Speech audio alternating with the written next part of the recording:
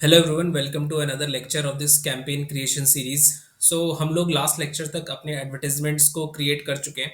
अपने display campaign के जो एडवर्टाइजमेंट्स हैं दैट वी हैव क्रिएटेड, और हम लोगों ने इमेजेस, लोगोज एंड हेडलाइंस और डिस्क्रिप्शंस प्रोवाइड कर दिए। इसके अलावा हम लोगों ने ऐड जो रिस्पॉन्सिव डिस्प्ले एड्स हैं उसके बारे में भी थोड़ा और एक्सप्लोर किया। रिस्पॉन्सिव एड्स एक्सप्लोर करने के अलावा हम लोगों ने अपने एडिशनल फॉर्मेट ऑप्शंस भी एक्सप्लोर किए कि किस तरीके से जो हमारा ऑप्शन है यूज़ एसेट एनहांसमेंट्स, वो किस तरीके से हमारे एड्स को रिफाइन कर रहा है। इसके अलावा यूज़ ऑटो जनरेटेड वीडियो का एक ऑप्शन हमने देखा कि कैसे अगर हम इसे चेक करते हैं सो हमारे लिए एक ऑटो जनरेटेड वीडियो आ जाएगा with the help of our static images. और यूज़ नेटिव फॉर्मेट्स की किस तरीके से जो हमारे एडवर्टाइजमेंट्स हैं वो सारे साइजेस में अकोमोडेट हो जाएंगे जो हमारे डिफरेंट प्लेटफॉर्म्स हैं जहाँ पर हमारा एडवर्टाइजमेंट शोकेस होना है। उसके बाद जो नेक्स्ट ऑप्शन हमें दे रखा है that is add URL options. So add URL options में आप देखोगे यहाँ पर जो हमको फील्ड्स दिए हुए हैं, ट्रैकिंग टेम्पलेट या फिर फाइनल यूआरएल सफिक्स और कस्टम पैरामीटर्स, ये हम ऑलरेडी फिल कर चुके हैं अपनी कैंपेन सेटिंग्स में।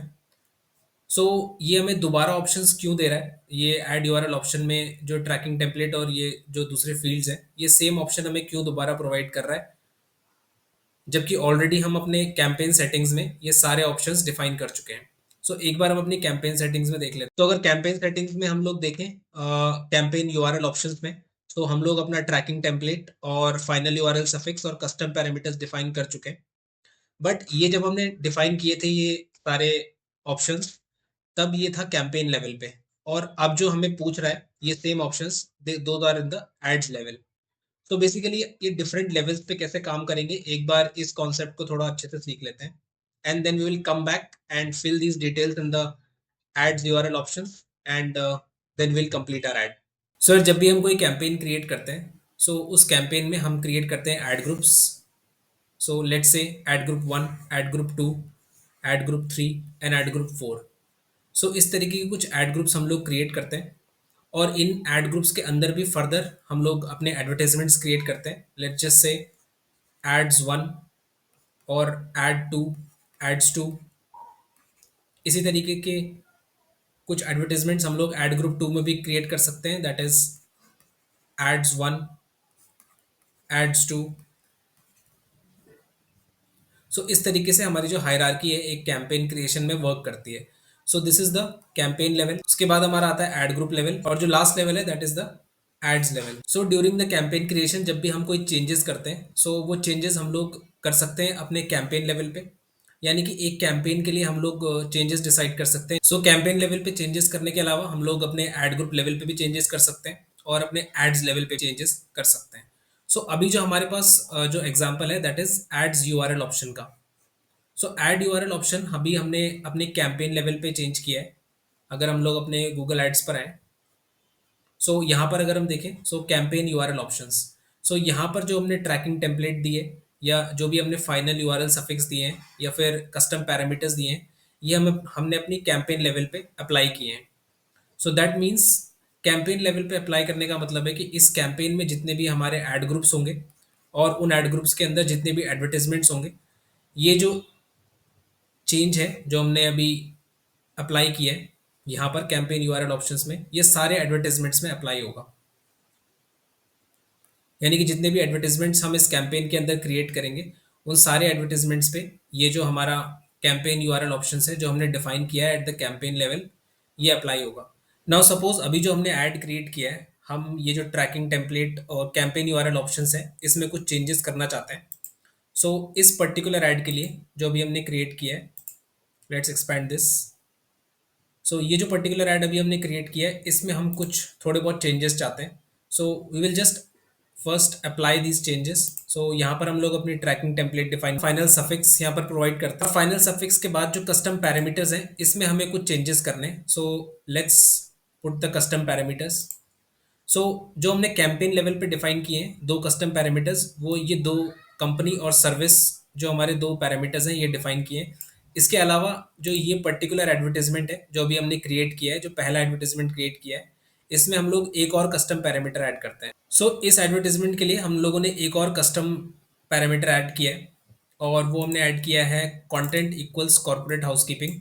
एंड इस कस्टम पैरामीटर्स के साथ हमने थोड़ा सा अपने यूआरएल ऑप्शंस में चेंज किया है इस एडवर्टाइजमेंट के लिए।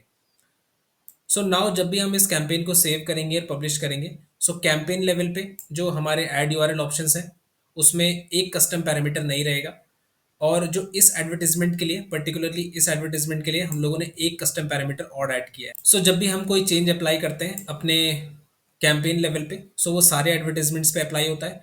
और अगर हम किसी एक एडवर्टाइजमेंट में चेंज करना चाहते हैं, सो हम एड्स लेवल पे वो चेंज कर सकते हैं।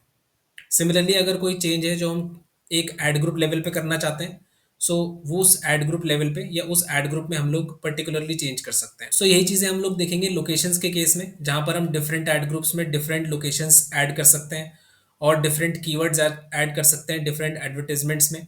और कैंपेन लेवल पे भी हम कुछ कीवर्ड्स डिफाइन कर सकते हैं या ऑडियंसेस डिफाइन कर सकते हैं। सो ये सारी चीज़ें हम लोग देखेंगे जब हम कुछ और कैंपेन क्रिएट करेंगे। सो अभी के लिए हम सिर्फ इतना समझ सकते हैं कि जो भी चेंजेस हम कैंपेन लेवल पे डिफाइन कर रहे हैं वो सारे ऐड ग्रुप्स पे और सारे एडवर्टाइजमेंट्स पे अप्लाई होती है।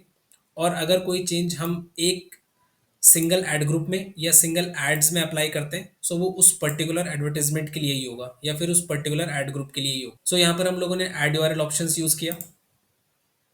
उसके बाद मोर ऑप्शंस में अगर हम देखें तो एक कॉल टू एक्शन का भी ऑप्शन हमें मिलता है, यानी कि जो भी हमारा फाइनल बैनर ऐड क्रिएट होगा उसमें एक कॉल टू एक्शन भी आ जाएगा। So let's select this call to action.